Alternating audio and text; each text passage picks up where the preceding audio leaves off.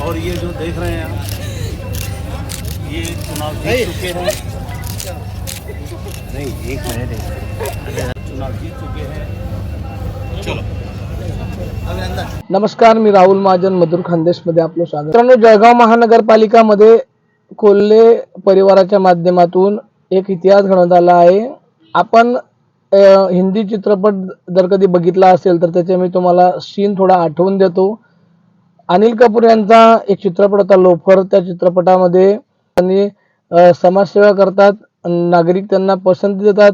त्यांच्या काही अडचणीमुळे ते जेलमध्ये जातात आणि जेलमध्ये गेल्यानंतर ते जेलमधून उमेदवारी करतात आणि जेलमधून उमेदवारी केल्यानंतर त्या ठिकाणी ते विजयी होतात.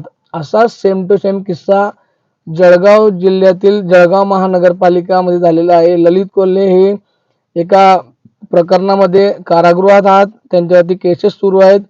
परंतु असे केसेस सुरू असताना देखील शिवसेना शिंदे गटाने त्यांना उमेदवारी दिली आणि त्यांना उमेदवारी देऊन त्यांच्या प्रचारासाठी त्यांचा पूर्ण परिवार हा फिरला. ललित कोल्हे यांच्या सह त्यांचा मुलगा, त्याचबरोबर त्यांची आई देखील या ठिकाणी निवडून आली आहे. म्हणजे एकंदरीत हा जो विजय झाला आहे तो विजय जनतेचा विजय झालेला आहे. जेलमध्ये राहून देखील एखादी उमेदवार निवडून येऊ शकतो याचं खरं उदाहरण या ठिकाणी बघायला मिळालं आहे. आपण चित्रपटांमध्ये हे सगळं बघितलं असेल, परंतु हे जळगावकरांनी काल अनुभवलं आहे.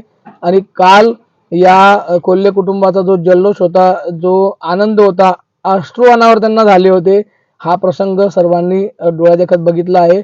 आणि म्हणूनच या लोकशाहीमध्ये आपण काही आपल्याकडून चुका होतात, त्या चुकांमुळे आपल्याला जेलमध्ये जावं लागतं. परंतु जर आपल्याला जनतेची साथ असेल तर आपण निर्विवादपणे विजय मिळवून जनतेच्या मनावर कायमस्वरूपी राज्य करू शकतात. याचं जिवंत उदाहरण ललित कोल्हे यांनी दिलेलं आहे. आपण नक्कीच पुढच्या वेळेस भेटणार आहे. तोपर्यंत जय हिंद, जय महाराष्ट्र. आपलंच राहुल महाजन.